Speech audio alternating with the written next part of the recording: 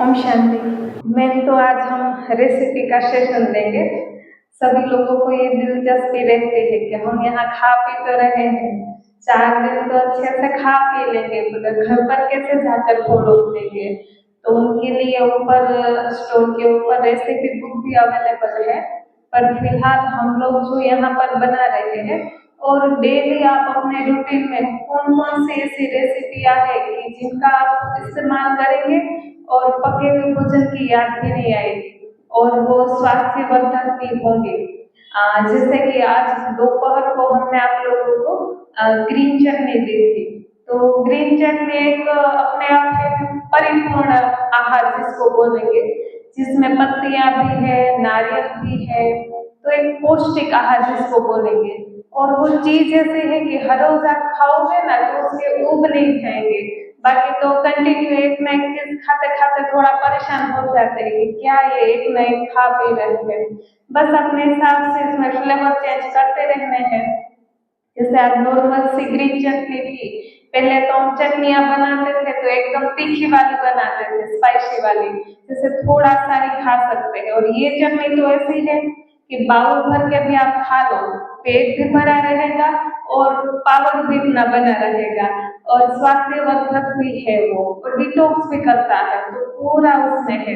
तो मेन जो आज हमने चटनी बनाई थी ग्रीन चटनी, उसमें जो श्रीफल आता है ना, फ्रेश वाला नारियल, उसका हमने मैक्सिमम प्रयोग किया था।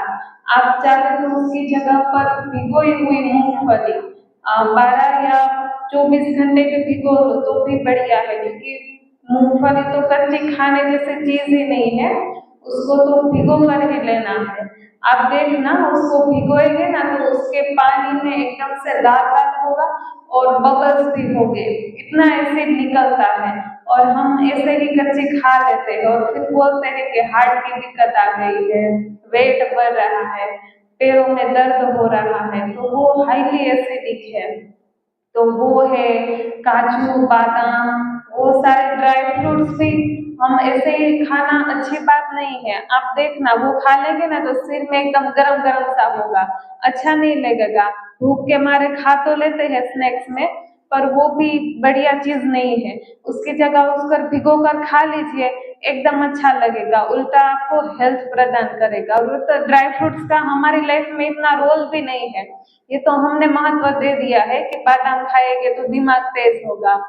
चौहान सर तो उसको गुंडे बोलते हैं ड्राई फ्रूट्स को कि उसका तो इस्तेमाल करना ही नहीं है। वो तो जैसे गुंडे नहीं घर पर आते हैं तो और परेशान कर देते हैं, तो वो भी हम अंदर डालेंगे ना तो और उल्टा चिपक जाएंगे और परेशान करते रहेंगे, कॉन्स्टिपेशन का उसकी परेशानियां करता रहेगा। तो ऐसे चटनी में आपको फ्रेश नारियल है या फिर ऐसे भिगोई हुई मूंगफली है, वो मेन चीज इसमें था। और हरी पत्तियां कोई भी सीजन में मिले, ऐसा जरूरी नहीं कि आज हमने पालक पुदीना धनिया कड़ी पत्ता वो सारा डाला है तो वो ही डालोगे तो ही ग्रीन चटनी बनेगी, या फिर इतनी पत्तियां हो तो ही ग्रीन जूस बनेगा, ऐसा जरूरी नहीं है। जो भी आपके वहां मिले, कई कभी कभार तो क्या है बारिश के सीजन में कुछ नहीं मिलता, तो कड़ी पत्ता तो हर घर घर में रहता है, तो उसको तोड़ के डाल दो, वो भी एक प्रकार से हरी पत्ती ही है। और जितना कम से कम मिक्सिंग करेंगे, एक पत्ती होगी तो वो तो और भी बढ़िया बेनिफिट देगा। तो उसके लिए आपको बस कोई भी पत्तियां यूज कर लेनी है। और खट्टापन के लिए नींबू डाल देना है। आप उसमें शुरू शुरू में चाहे तो एक आध आंवला भी डाल सकते हैं, उस बहाने आंवला भी जाएगा, डिटॉक्स भी करेगा आपका, तो वो भी डाल सकते हैं। और हम तो अभी फिलहाल हमारी डाइट में नमक हमने 0 कर दिया है, पूरा दिन की नमक नहीं लेते हैं, तो उसमें नमक की भी जरूरत ना पड़े, ऐसा भी मैं आगे आगे स्टेप बाय स्टेप जाना है। तो उसमें कोई आप फ्लेवर के लिए फ्रूट भी डाल सकते हो ग्रीन चटनी में, ऐसा जरूरी नहीं कि तीखी खट्टी ऐसे ही बनाइए। वो डाल देंगे ना तो इतना बढ़िया टेस्टी बनेगी, आप बात मत पूछना, घर जाकर अवश्य ट्राई करना। ये सारी चीजें मिक्स कर देनी है, किसी को तीखा पसंद है तो हरी मिर्च है, अदरक है, वो आप आराम से डाल सकते हैं। और कच्चा जीरा भुना, बिना भुने हुए जीरा, वो भी थोड़ा सा डाल दिया तो और बढ़िया टेस्टी बन जाएगा।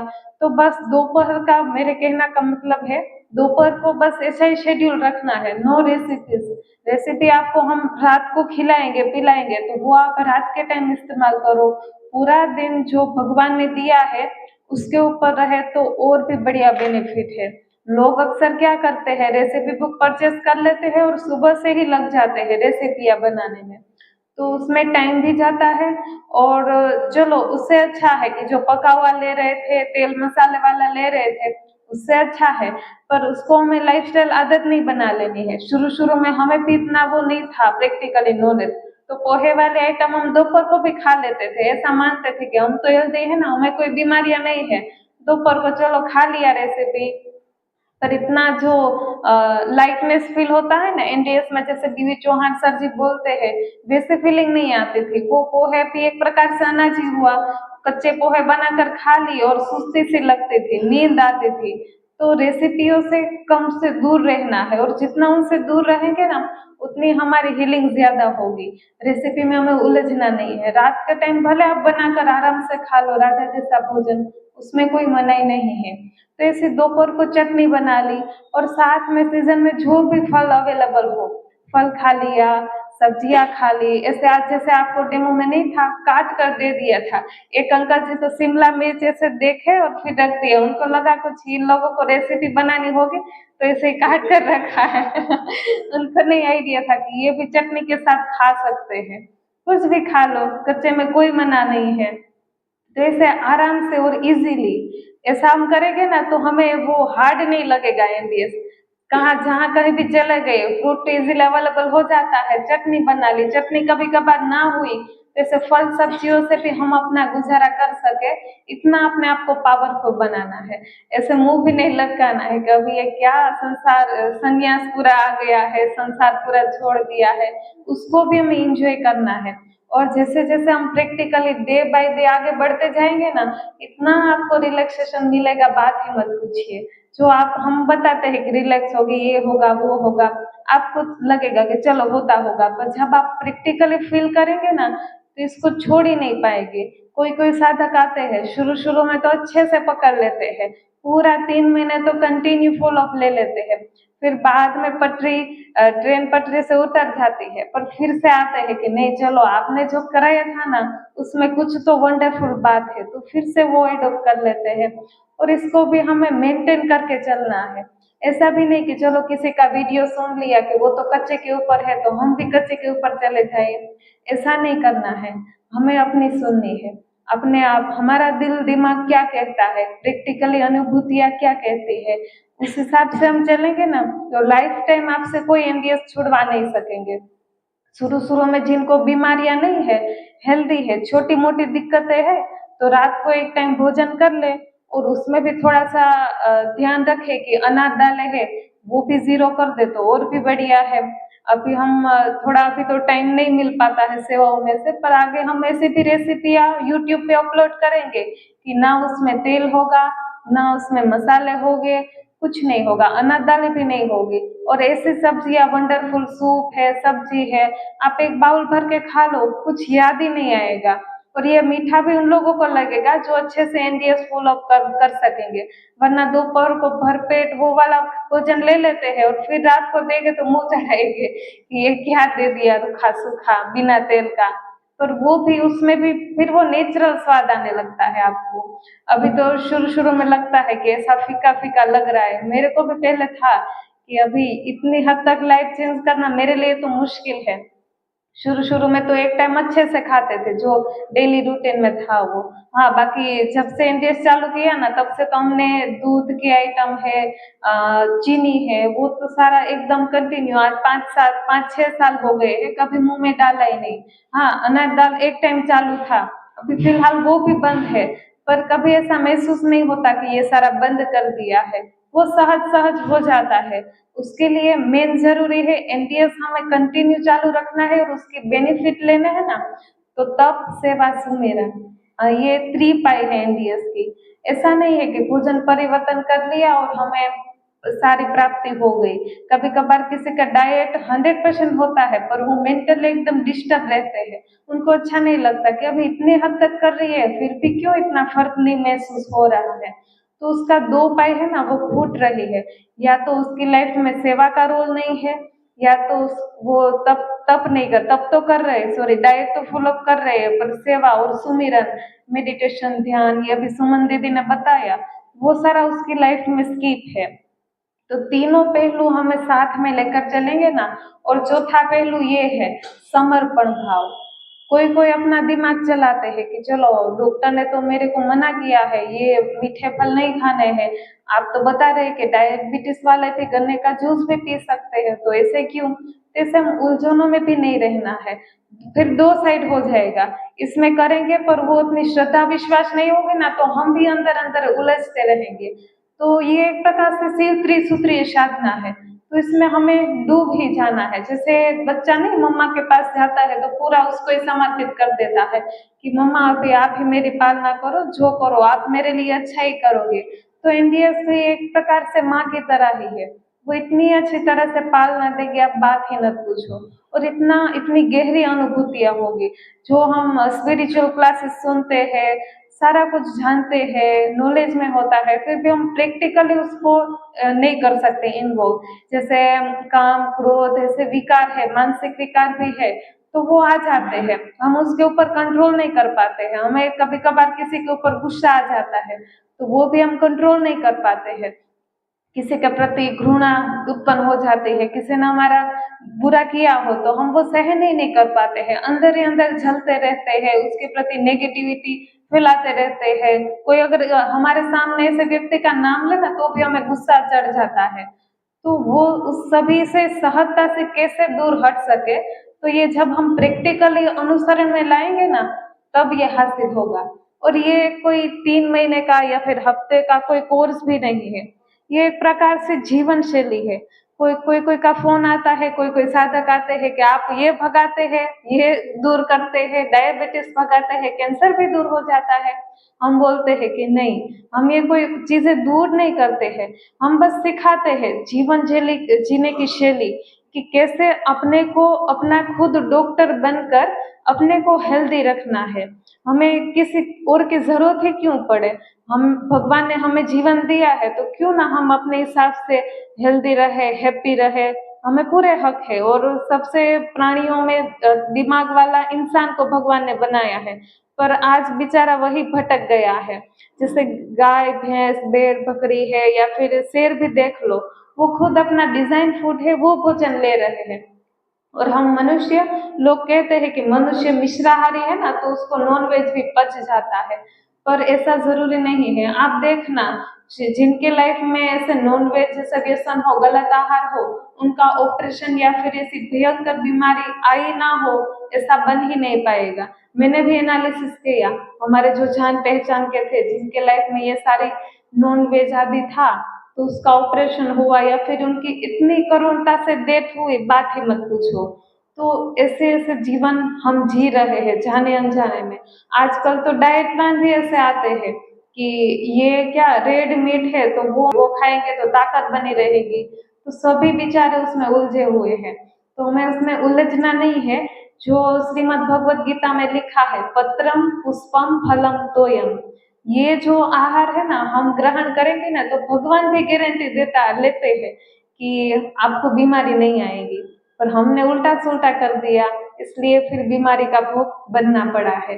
तो अभी बस एनडीएस में कुछ नहीं है, अपना भोजन परिवर्तन करो आराम से, इजीली। और है ही, बीबी चौहान सर ने तो ये भी छुट्टी दी है कि पूरा दिन माँ प्रकृति दे ऐसा खाओ, रात को बीवी दे वैसा खाओ। पर हाँ जिन लोगों को क्रोनिक डिजीज है, जैसे गठियावा बोलेंगे, आर्थराइटिस है, फिर सोराइसिस है, ऐसी ऐसी बीमारियां, कैंसर है, किडनी है, लीवर है, ऐसी बीमारियों में तो पूरा 100% माँ प्रकृति के ऊपर आना ही उनके लिए बेहतर ऑप्शन है। चलो वो भी कर लेते हैं 50-50, पर उसमें जो हमें हीलिंग चाहिए ना, वो नहीं मिल पाती है। उसके लिए हमें 100% तपना ही पड़ेगा, और लास्ट एंड फाइनल वही ऑप्शन है। एक भाई जी वहाँ आए थे, कैंसर था, वैसे ऑपरेशन कीमो वीमो सारा हो गया था, पर उनको था कि अभी फिर से ना आ जाए, तो डिटॉक्स सेंटर के ऊपर 7 दिन की अपॉइंटमेंट ली और एक दिन में ही चले गए कि चलो अभी मैं तो कर लूंगा, घर पर आपने सिखा दिया अच्छे से, मैं कर लूंगा। पर घर जाकर वही का वही, भोजन अलग अलग बनता था तो उसकी भी इच्छाएं होती रही, तो इतना नहीं कर पाए। और फिर से रिपोर्ट में रिवर्स आया और बोला कि नहीं, आपने बोला था वो सही बोला था, अगर मैंने कर लिया होता तो आज मेरी लाइफ में फिर से कैंसर डिटेक्ट नहीं होता।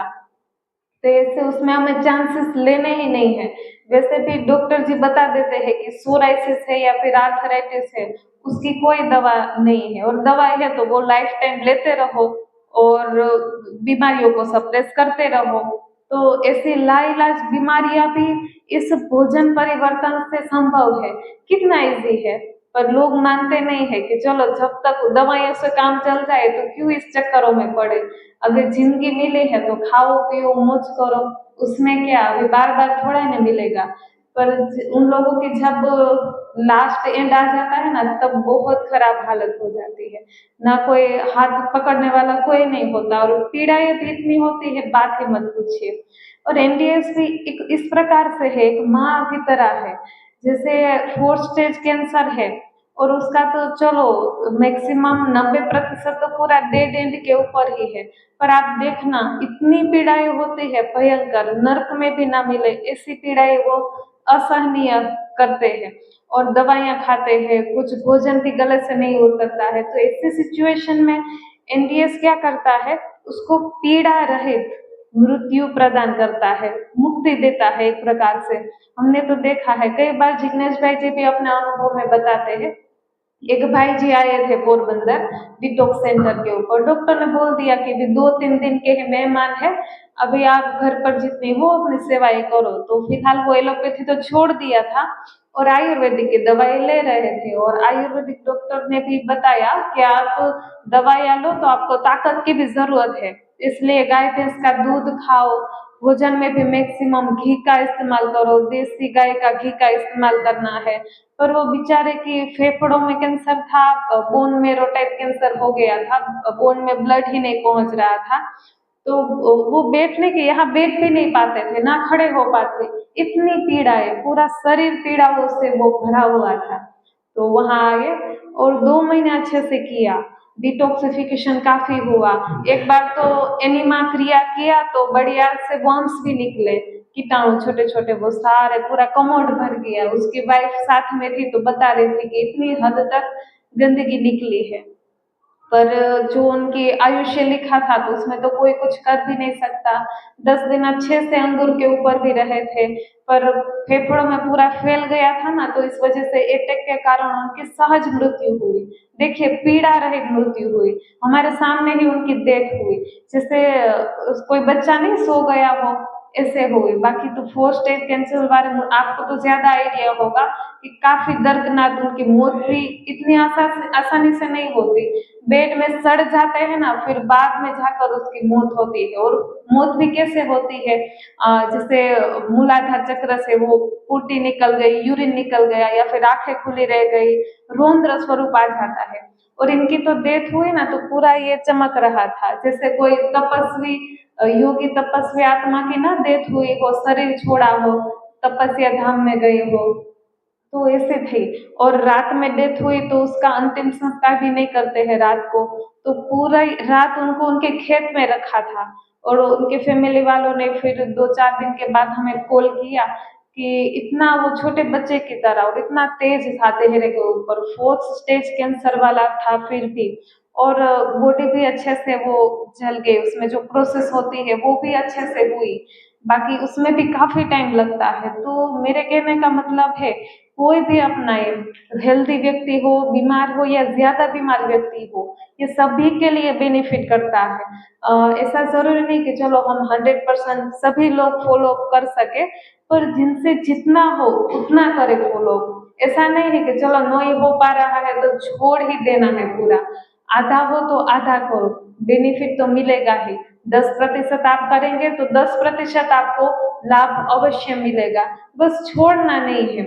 और घर पर अगर मोटिवेशन नहीं मिलता है ना तो यूट्यूब में है सारे वीडियोस अवेलेबल, तो वो हर रोज एक वीडियो देख ही लेना है। जिग्नेश भाई जी के काफी सारे वीडियोस है, जिग्नेश भाई जी के हैं, बीबी चौहान सर जी के हैं, ऐसे तो काफी सारे यूट्यूब चैनल है, किसी का भी देख लो, उनसे क्या आपको मोटिवेशन मिलता रहेगा, वो भी जरूरी है। अगर किसी चीज को कंटिन्यू आगे चालू रखना है तो वो चीज जरूरी है, क्योंकि घर पर रहकर ये सारी चीजें फॉलो करना काफी टफ है, क्योंकि घर पर तो सारा बनता है, माताएं बहनें तो सभी के लिए बनाना भी पड़ता है, फिर भी अपने आप को मक्कम करके अच्छे से फॉलो अप लेना है। और कभी कभार ऐसा भी हो सकता है कि चलो किसी के घर चले गए, खाना पड़ गया दोपहर को या रात को, तो फिर इतनी बीमारियां नहीं है, तो कभी कभार गलतियां हो गई तो कोई बात नहीं, दूसरे दिन अच्छे से फॉलो अप ले लेना है। तो ऐसे हेल्दी पर्सन है उन लोगों के लिए कोई बात नहीं, पर जिनको ऐसी क्रोनिक बीमारियां है ना, मैं तो बोलूंगी आर्थराइटिस भी, उसको भी छोटी मोटी नहीं मानना है, उसमें भी आप अनाथ दालें अगर चालू रखेंगे एक टाइम तो कुछ फर्क इतना होने वाला नहीं है। अगर 100% फर्क चाहिए ना तो तीव्र साधना करो, फल के ऊपर चले जाओ, फल सब्जियां नेचुरल चीजें जो भी है, और वो भी लिमिटेड खाना है, उसको भी ओवर ईटिंग नहीं करना है। कोई कोई बोलता है कि कच्चा है ना वो तो हमारे लिए बेस्ट है, उसमें कोई नुकसान नहीं है, तो उसका ही स्टॉक इतना जमा कर देते हैं ना, तो उसकी गैस ब्लोटिंग होने लगता है। उसको भी लिमिट के बाहर नहीं खाना है, जितना हमारे नीड है उतना खा लो, भले ना थोड़े थोड़े टाइम के बाद खाओ, 1 घंटे के बाद भूख लगी तो फिर से खा लो।